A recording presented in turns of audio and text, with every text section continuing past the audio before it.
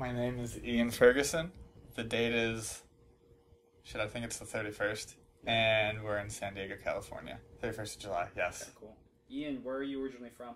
From Buffalo, New York. And can you tell us how you ended up all the way in San Diego, all the way from Buffalo? Sure. Anyone growing up in Buffalo, especially in the late 90s, I think, didn't want to be in Buffalo anymore once they got out of high school. There's not a whole lot there. There's not much in the way of jobs. And it's snowy like anywhere from 4 to 6 months of the year.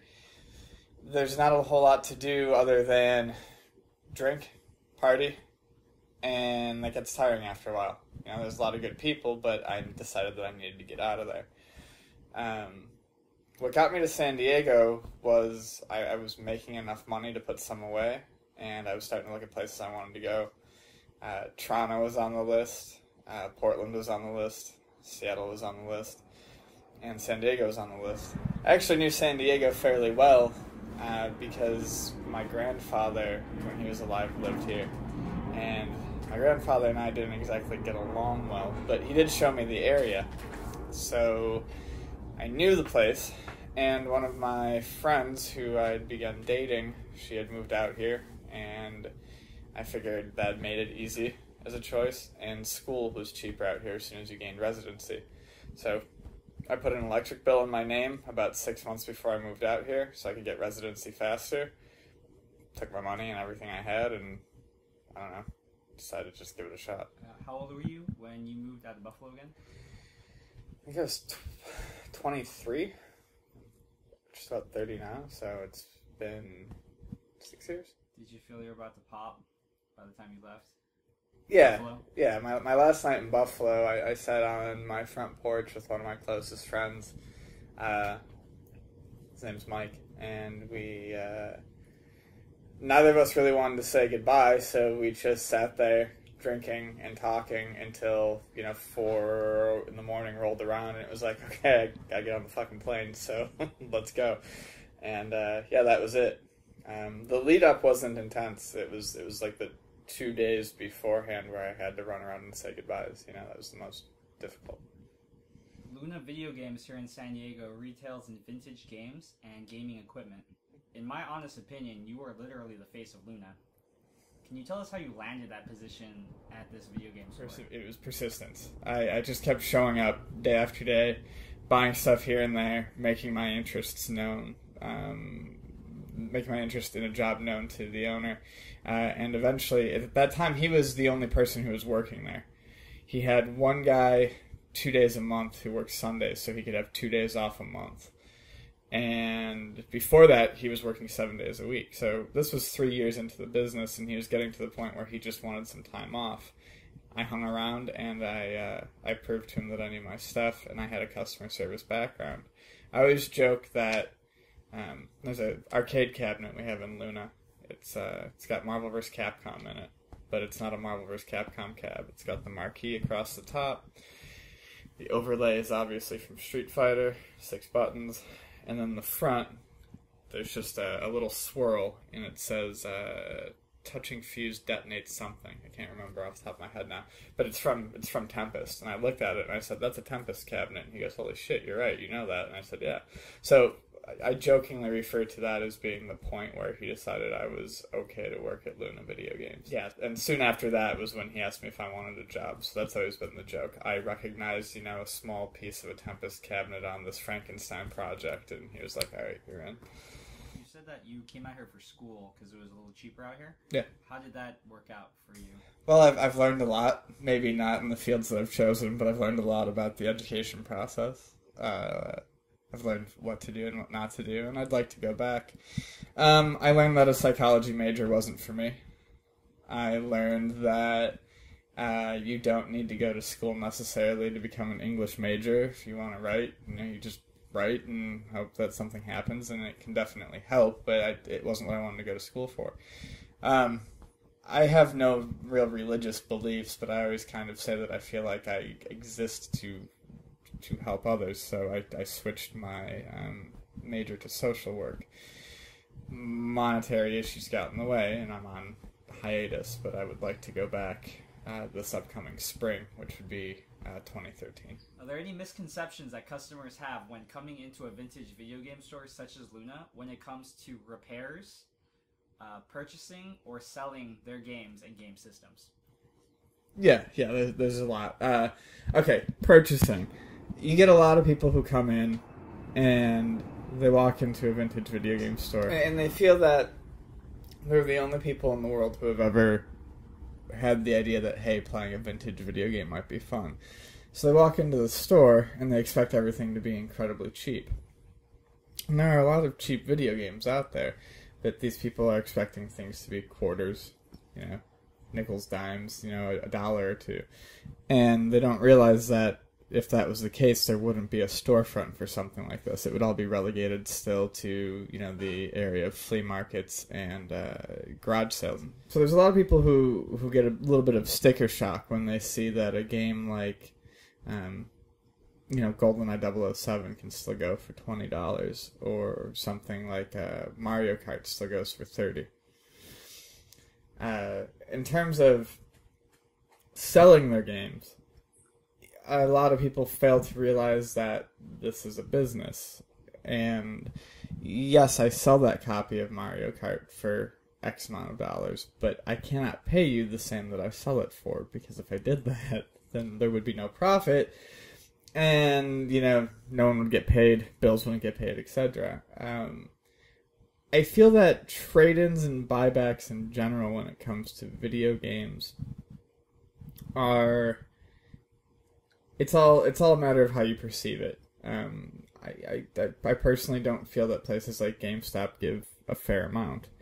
That said, Luna Video Games always tries to top a place like GameStop or whatever, but there's still only so much you can give before you're not making any money back.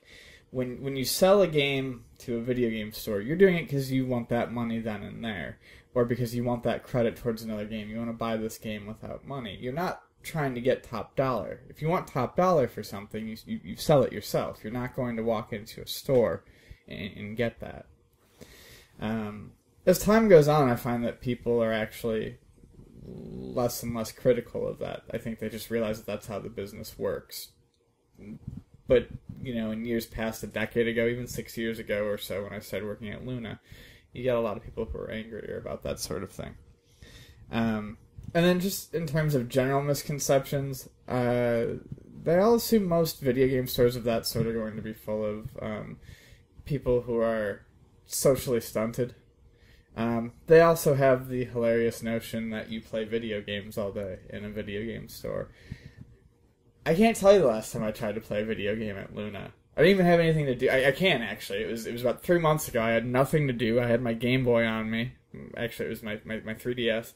And I wanted to play Pokemon, and I turned it on, and I said, I'm in a video game store. Like, I don't want to do this. Like, this is all I do all day is work around them. This is not leisure. So, yeah, there's a lot of misconceptions. People tend to think of that whole job as kind of a fun house, a party time job. And don't get me wrong, it's a great job, but at the end of the day, it's work. You've had some customers come in and try to sell their vintage games for a lot of money, correct? Yeah. I've had people come in and they want to sell nonsense for... They're expecting me to look at it and go, holy shit, you've brought them the Holy Grail. And, they're expecting me to, offer them, hundreds or even sometimes thousands of dollars. And, I can't do much other than laugh and kind of, tell them to try someplace else. The media is largely responsible, I think, for people overvaluing their merchandise, what they have.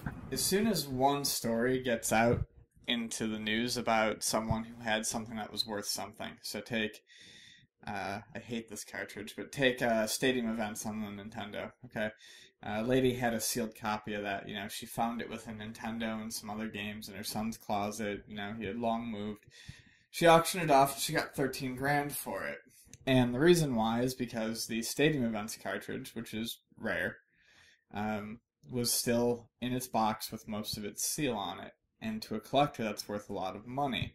Everything else is worth nothing. but people saw that story and they didn't do the research to find out what made it worth that much. They just saw Nintendo, $13,000.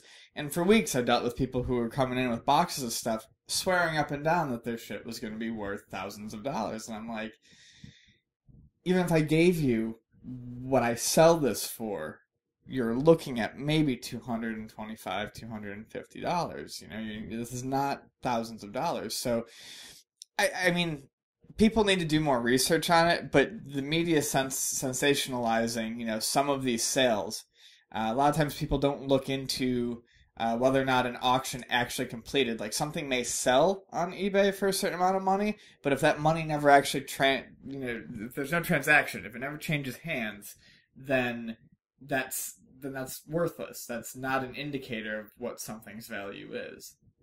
And you've seen Storage Wars, where the guy at the NES and thought it was worth, like, it was like the first one off production line, and then it was worth like nothing because it didn't work. NES 001 didn't mean it was the first one off the production line. It was just the model number. Right. And then yeah, and people get confused by that sort of thing all the time. You know, they see the NES, you know, with the 001. That's a model, but not a serial number, right? You know, those are very different things. A lot of times, like, when you look at a copyright on an old Nintendo game, you know, somewhere on the back of the old Nintendo game, the cartridge will say Nintendo copyright 1985, and people will say, oh, this is an earlier version, or this is from 1985. It's not. You can't go by copyright dates. You can't go by all those numbers on the bottom. You know, people look at information. They see what they want to see. You know, people see what they want to see. They get caught up in the hype. You know, they think they've got something that's worth money, and that's cool. A lot of people probably do have things laying around that are worth money. They just don't know it because it's not what they're expecting it to be.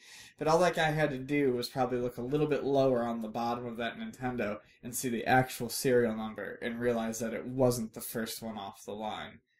And even the first one off the line, I don't know that it would verifiably be worth that much. Could be, but I mean, we don't know.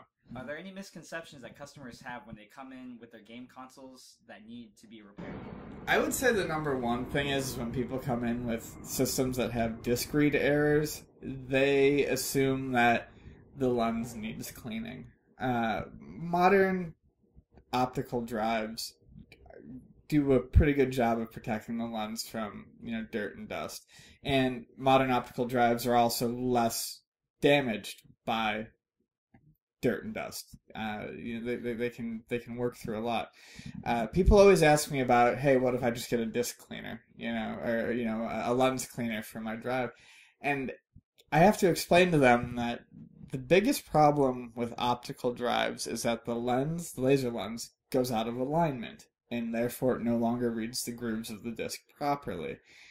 The last thing you want to do is take a high-speed fucking brush that just whips around, you know, and just knocks into that lens. You know, it's not going to fix anything. The 1 in a million chance that, yes, your lens is dirty, that might work, but so does a Q-tip with a little bit of rubbing alcohol. You know, that'll clean it squeaky clean. You're doing more harm than good. Other than that, it's amazing how reliant we've become on technology. People want their stuff back immediately. When you tell them it's going to take a week, they think that that's outrageous. You know, their expectation is that it's going to be done within 24 hours. I can't do that. I mean, we service almost all of San Diego in terms of game console repairs that are out of warranty. We're pretty much the only storefront that does it. This led to one of our old employees, the owner's brother, Carson, who lives in LA now. We wanted to start the Luna Video Games Book Club because these people come in and they talk about how they're not going to be able to live without their video game system for a week, and they were expecting it to be done in a much shorter amount of time. And we just wanted to keep a short stack of paperbacks that we both enjoyed behind the counter, and if they were pleasant, we'd give them one, and if they were unpleasant, we'd throw it at their head and tell them to get the fuck out of the store. Granted, of course, that never happened, but it would have been nice.